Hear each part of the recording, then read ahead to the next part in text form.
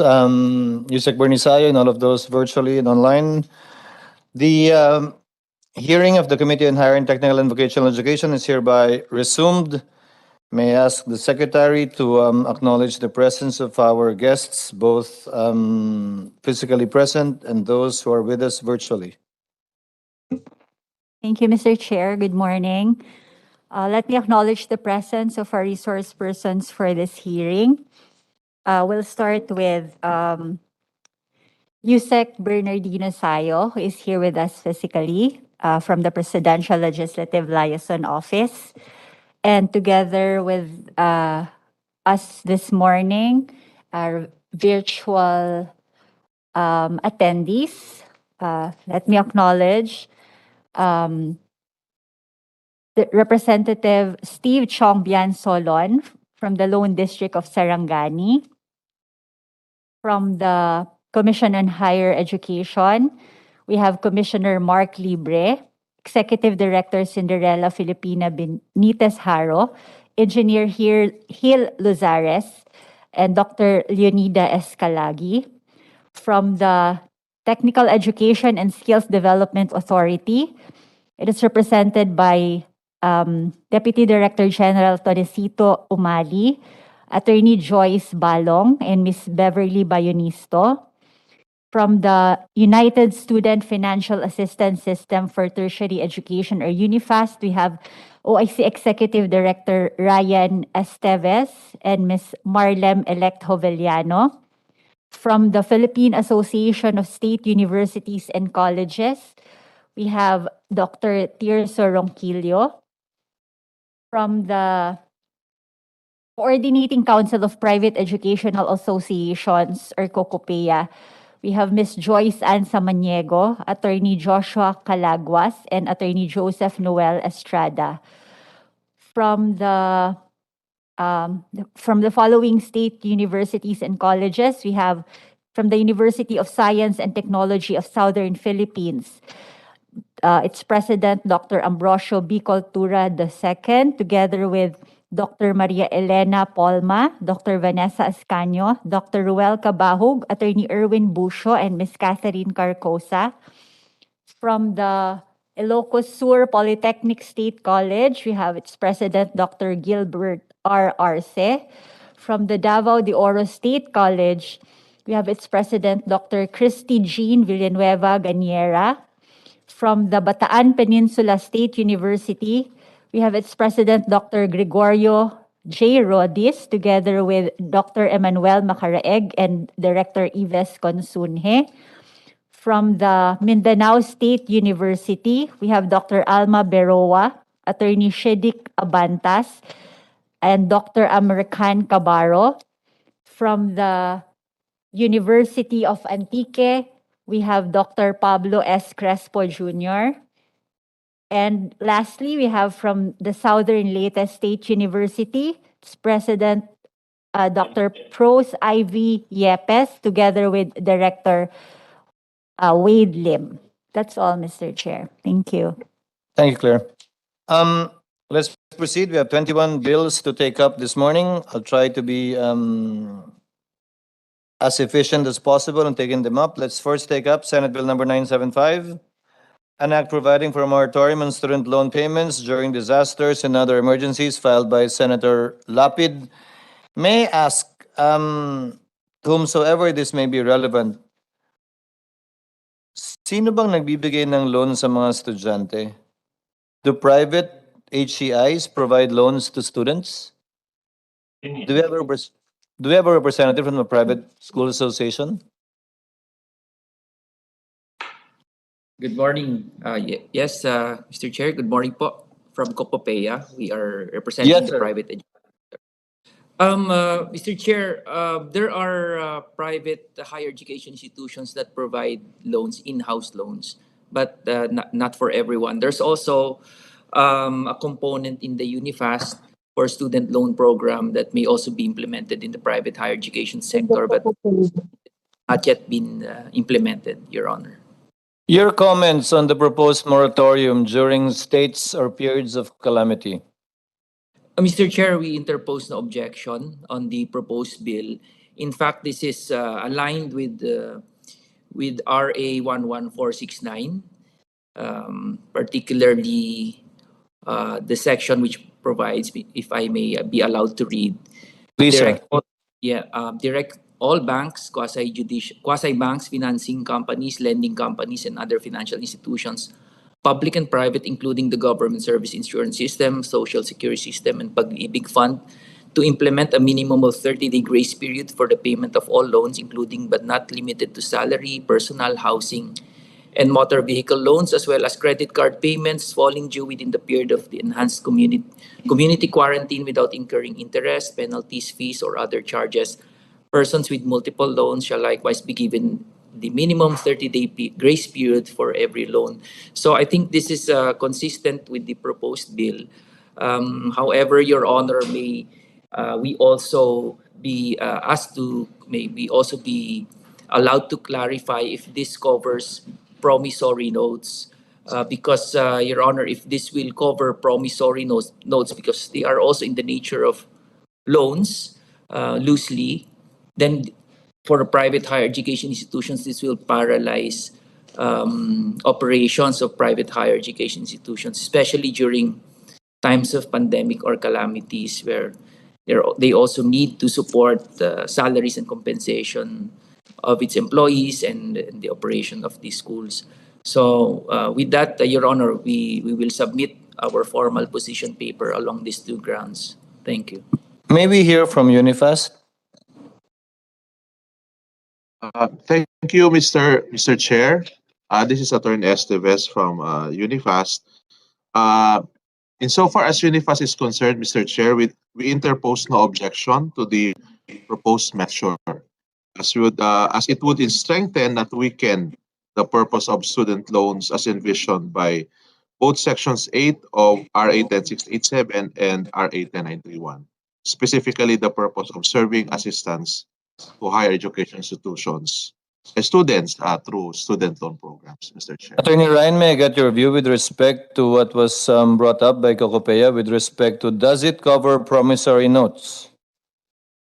As of this time, Mr. Chair, we have not yet implemented the student loan program, particularly on private No, your HCIs, comment, sir, no? sir, if I may, your comment on not including promissory notes with the intent of the law on student loan programs. Mr. Chair, we will have to study this because our original intent on the student loan program is that it is paid in installments through the bank, no? So the bank will have to come up with a collection mechanism on this. Mr. Chair. Attorney, the representative of Cocopea, sir. Yes, Mr. Chair.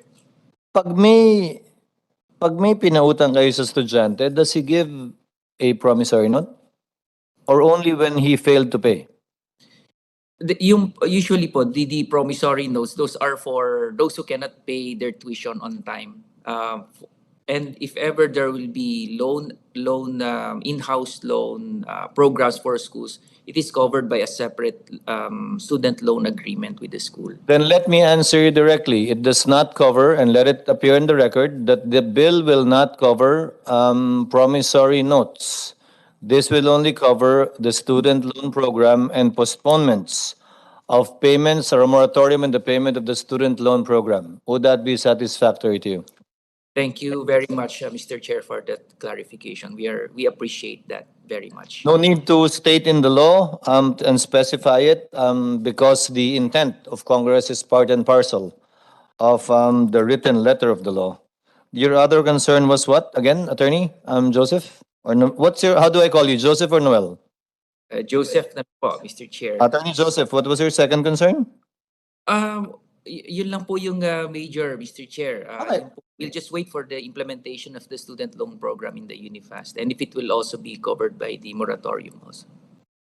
Okay, Chair would like to suggest some amendments. Can you take note? May I ask the Secretary to take note? On line 20, page 3, delete the phrase of emergency after the word calamity until the semicolon after the word term on line 22. And then put a semicolon after calamity and continue it with the word provided and delete the word further. And delete section 7. Section 7, Attorney Joseph, is on the retroactivity of this bill. So this bill will be implemented prospectively. Thank you, Mr. Ano? Chair. Paano ka pa magde-declare ng moratorium kung nagbayad na sila, ibabalik pa niyo yun? Malabo naman yun. With those amendments, Chair directs the committee secretary, Chair hereby approves Senate Bill number 975 and directs the committee secretary to prepare the corresponding committee report. So ordered. Next is House Bill number 5001 on the Free Entrance Examination Act. May I hear from Attorney Joseph again? Mr. Chair, we also interpose no objection on the part of the private higher education sector. In fact, many private higher education institutions provide not only for the top students but also for underprivileged. So we have many programs similar to this, and we interpose no objection. And it's also I know this is also covered by programs under Unifast. So again, we interpose no objection po, Mr. Chair. Comments from Unifast? Mr. Chair, the free admission only covers state universities and CHED-recognized local universities, but it does not cover the private higher education institutions. Mr. Chair, The under our proposed bill covers private higher educational institutions. Yes, Mr. Chair. So this would in effect be an additional expense on and budget on the part of Unifast and CHED, Mr. Chair. Meaning to say, but additional expense? Mr. Chair, because yung pong free education, isa pong component doon is yung admission fees. Pero yung free education po, ang cover lang po noon ay state universities and CHED. Yes, nagsalita na ang Kokopia na wala Local silang universities and objection. colleges. Why will you object for them? Sir? Education. Attorney Ryan, nagsabi ng Kokopia na wala silang objection. Why would you object for private HEIs? Mr. Chair, I just manifested that the free, because Attorney Estrada mentioned about Unifast. Okay. So you have no objection, sir? You have no objection, sir? Yusek Sayo, feel free to say if you have any reservations, sir. Given the